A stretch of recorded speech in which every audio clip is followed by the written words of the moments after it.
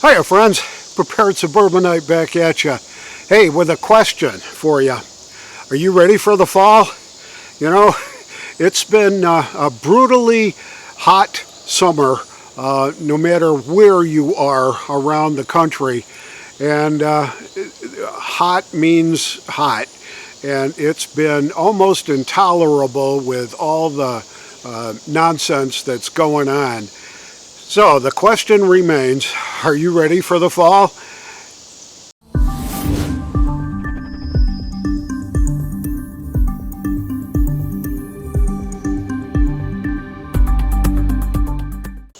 At this point, I suspect you're thinking that I'm going to be talking about the weather, and that's not the subject of this video. The fall that I'm referring to is the fall of what we used to know as the United States of America. I remain extraordinarily concerned that we are dealing with the demise of life as we know it here in this great former country of ours. Recently in the headlines, it was reported that China and Russia sent a huge naval flotilla toward Alaska. That's the Aleutian Islands. And the U.S. responds by dispatching destroyers.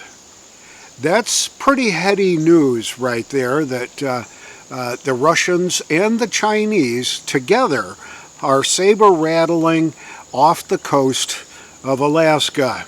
I remain concerned that we are on the precipice of a global standoff somewhere on the globe, whether it be Taiwan or whether it be off the coast of Alaska.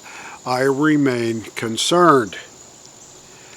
Also in the news is that Fitch, the rating service, has downgraded the U.S. Credit rating from AAA, which is the best there is, to AA+. And what there's a lot of gloss been put on this news that Fitch did this downgrade. But what it's really going to mean is that the U.S. government is going to be forced to pay higher interest rates in order to continue their debt consumption, which is not going to bode well for the U.S. public. Now, Fitch went into some detail about what the rhyme and reason and rationale was about it, and I urge you to go do the research to see if you agree with Fitch or whether you don't. I happen to think that Fitch hit the nail right on the head, and that they may have been generous with the AA+ credit rating for the United States. We are so far in debt, we will never, ever be able to pay it off. And I remain extraordinarily concerned about that.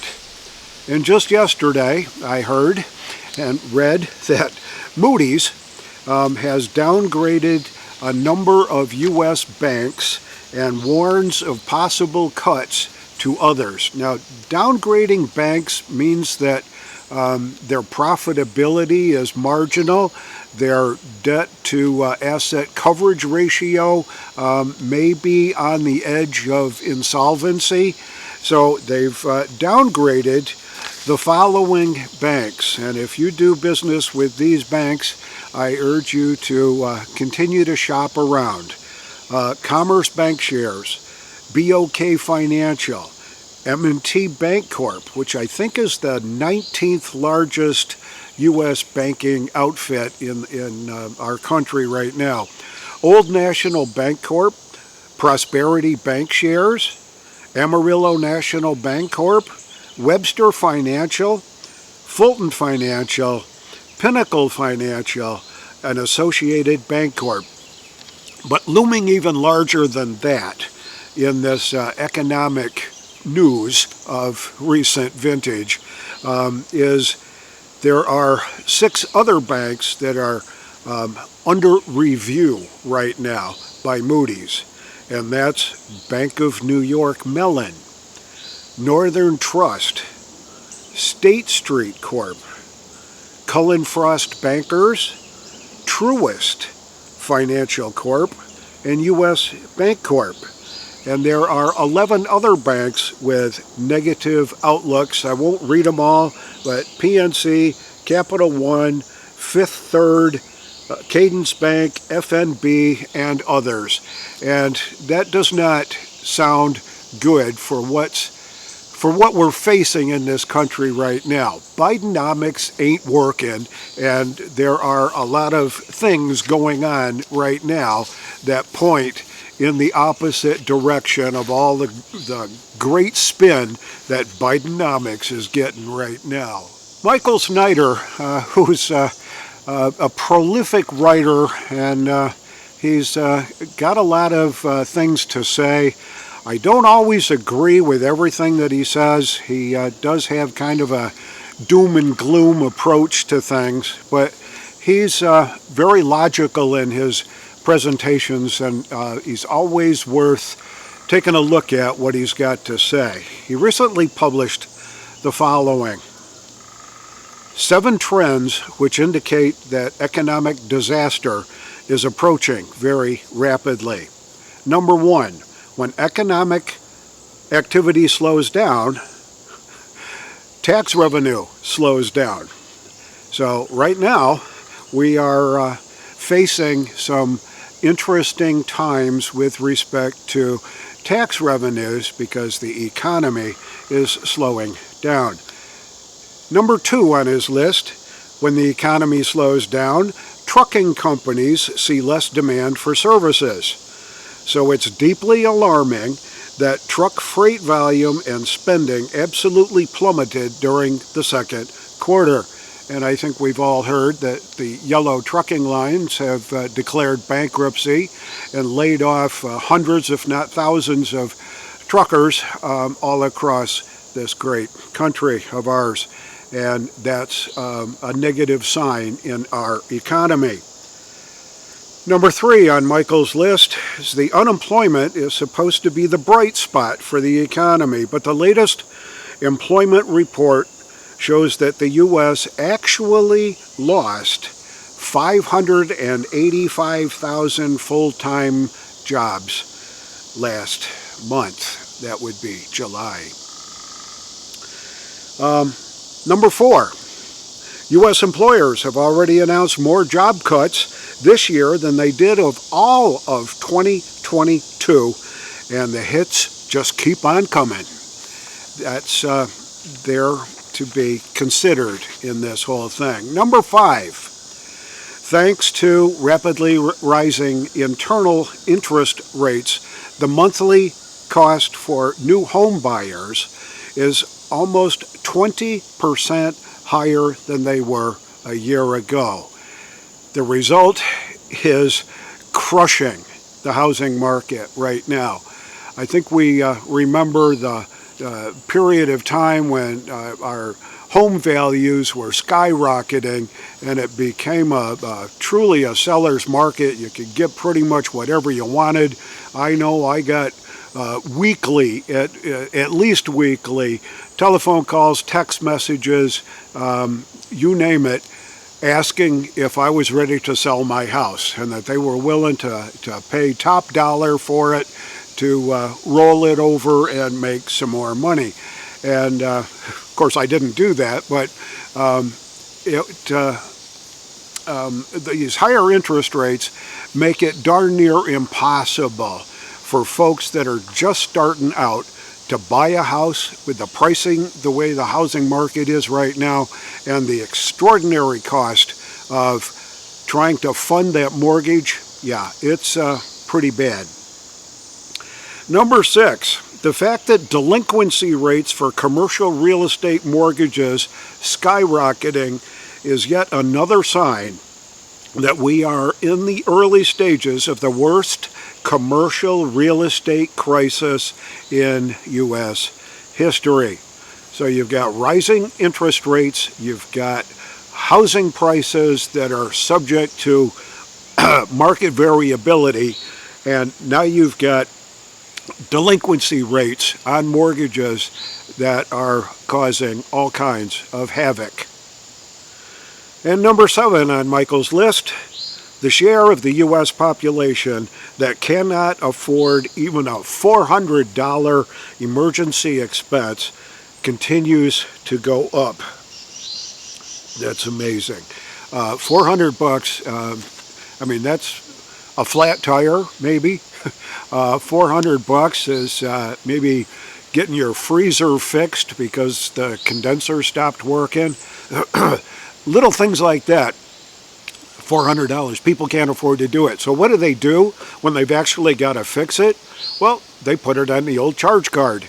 And right now, and Michael didn't include this, but the U.S. credit card debt has risen to the highest rates that it has been ever. So what's the answer to all this? Well, are you ready for the fall? I think the fall is imminent. And I'm not talking about pretty scarlet-colored red leaves on the maple trees or anything like that. I'm talking about the fall of what we used to know as the United States of America. I am horribly concerned that we are teetering on the edge of, first of all, World War III, second of all, an economic collapse of unproportioned in history, and we are right there right now. And folks are walking around blind, I think, with this belief that Bidenomics is actually working, that things are better now than they ever were before. In case you hadn't been to the gas pumps, gas right around here has gone up about 40 cents a gallon in the last week. We're up to about $3.65, $3.70 a gallon. That I checked yesterday, so it may be higher today, but it's supposed to be leveling off. Oh, and that'll be great news and celebrated. Yeah, anyway, our strategic petroleum reserves are, I think, last time I heard, down to about 18 days. That's not enough to get us through any kind of a crisis. So I remain horribly concerned. And what can we do? We can be self-sufficient. We can be prepared. We can make sure that we have got in our larders enough food for yourself, your family, and enough basically to share with your tribe, with your extended family, that you can at least last a year. And I would recommend that you set a goal, if you're at 1 year, to get to 2 years. And 2 years hopefully would be enough to make a difference.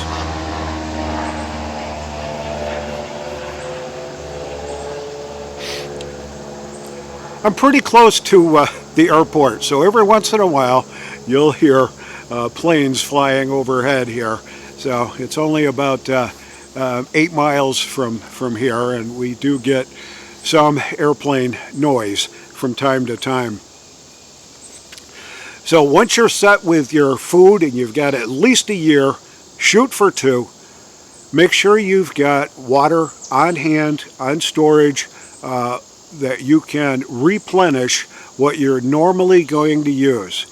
The old saying that you need a gallon of water per person per day, it just ain't enough. I would say we need at least 3 or even 5 gallons per person per day. So what we've done here is I've got a 275 gallon water tote that's filled with rainwater when it rains, and I've got 2 55 gallon drums with that same rainwater that I use for backup. Right now it's for gray water. It's for water in the garden. It's for water in the lawn. It's for all that kind of stuff. But if I needed to, it's potable. And I've got a Berkey water filter. I've got a number of other alternatives to purification of water so that we can turn that kind of rainwater into potable water.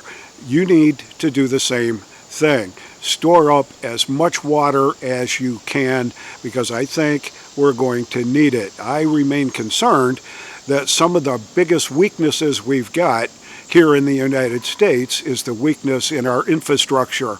And I'm talking about municipal water supplies, talking about the power grid, all that kind of stuff. So be prepared. As you know, if you've watched some of my previous videos, that we're in a repair cycle right now with our whole house Generac generator. Still waiting for parts to come in. I suspect that by this time next week we'll be back on tap with that. But we had a severe thunderstorm come through night before last, and power went out. And briefly, it was only out for like 5 minutes, and it came right back on because our energy supplier, Duke, was able to reroute some powers when a tree limb fell across some power lines and kept us going. But there were well over 20,000 people here in my county that were without power for well beyond 8 hours. So that's what happens. But I didn't have a generator. Thankfully, the power came back on. So you've got food, water, shelter. Make sure that your home is your shelter, that you've got it protected, that you use available security, that you've got enough perimeter defense to protect your property, to protect your home, to protect your valuables, to protect your family. And right now there's a number of companies that are putting on extraordinary sales on freedom rounds that you can get. And I'll see if I can post a link here to a couple of those sales that are out there that are hitting my inbox today. So you got food, water, shelter, a means for defense of your property, yourself, your family. You've got to keep trucking on this. Don't be complacent. Read what's going on in the news. This fall is imminent. This is the Prepared Suburbanite reminding you to be prepared always, and I'll see you all on the next video.